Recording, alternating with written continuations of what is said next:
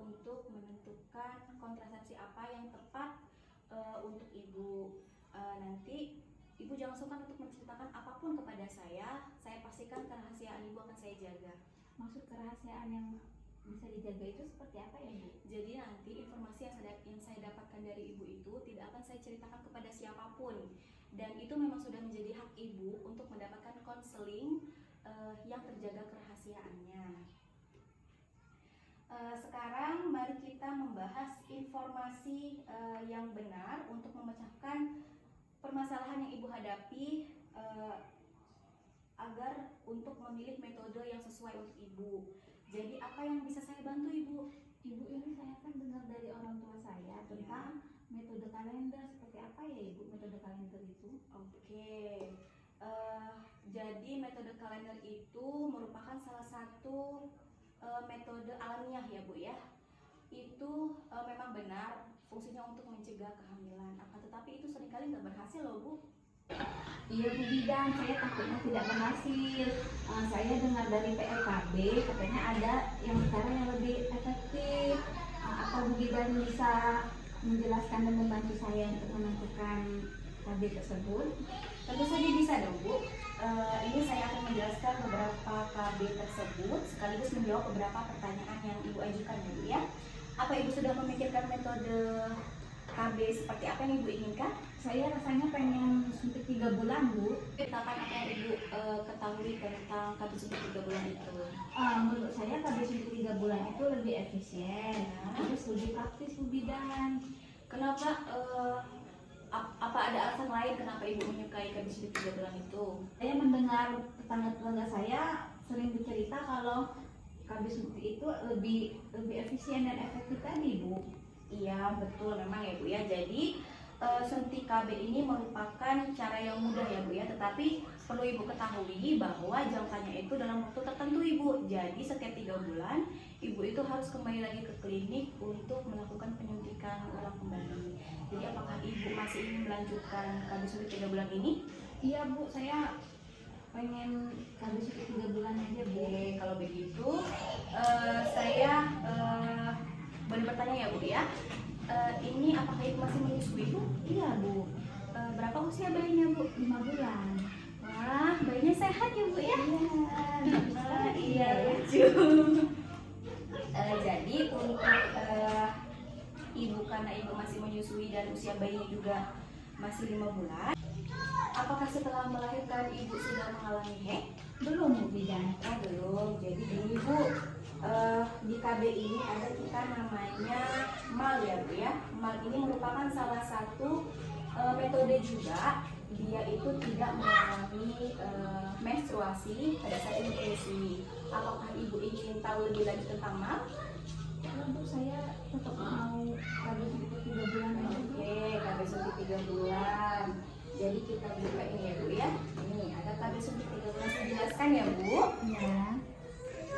KB suntik 3 bulan ini memang benar sangat efektif. Tetapi ini juga Ibu perlu ketahui butuh untuk kembali lagi ke klinik untuk penyuntikan secara berkala 3 bulan. Terus ini efek sampingnya itu merupakan salah satunya adalah merubah head bulanan. Artinya itu merubah head bulanan, jadi pada saat pertama awal-awal penyuntikan Ibu itu mungkin akan mengalami flek dan menstruasinya tidak teratur, atau bahkan selama beberapa bulan ke depan Ibu itu tidak mengalami mens sama sekali ya Bu ya. Apakah Ibu ingin masih melanjutkan KB suntik 3 bulan ini? Iya Bu, saya mau suntik aja lah Bu. Oke, jadi saya lanjutkan ya Bu ya. Nah di sini ada beberapa ibu-ibu yang tidak bisa memakai kontrasepsi suntik 3 bulan ini Bu.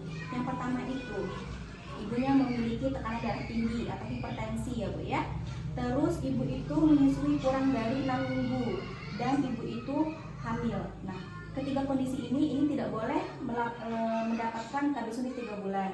Selanjutnya ada tambahan Ibu, di sini ada kondisi-kondisi tertentu, itu seperti ibunya memiliki penyakit kanker payudara, terus diabetes, terus penyakit kuning.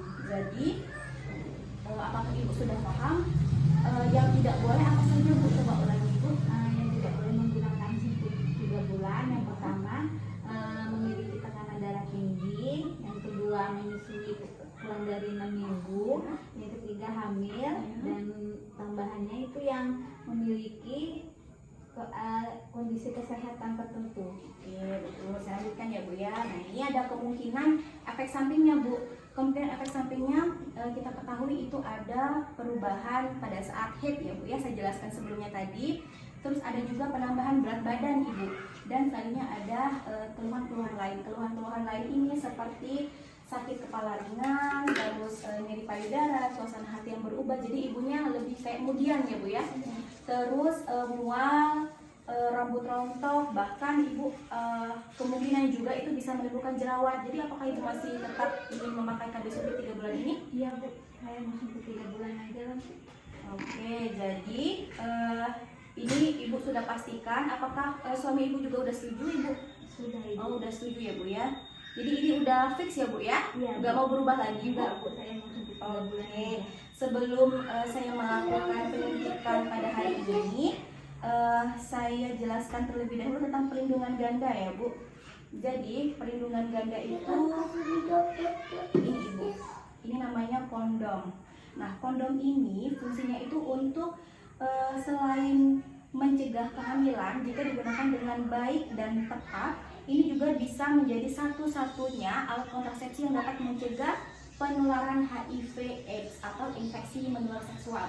Apakah Ibu ingin tahu lebih lanjut tentang perlindungan ganda ini Ibu? Oke, kita lanjutkan ya Bu ya. Ini karena tadi saya sudah menanyakan beberapa hal dan Ibu juga sudah termasuk bisa disuntikkan KB Supit 3 bulan ini. Apakah Ibu mau disuntiknya hari ini atau menunggu minggu depan atau gimana Ibu? Sekarang aja ya Bu, boleh? Oh boleh, ini saya siapkan dulu alat-alatnya ya Bu ya. Ibu bisa langsung ke meja pemeriksaan ya Bu ya. Silakan Ibu. Aduh Ibu, bekas suntikannya jangan digosok-gosok seperti itu. Iya Bu ya. Iya, Ibu nanti jangan lupa 3 bulan lagi Ibu kembali lagi untuk kontrol ulang ya Bu ya. Terus ya, melakukan persuntikan kembali ya Bu ya. Ini saya selesaikan dulu administrasinya ya Bu. Iya Bu.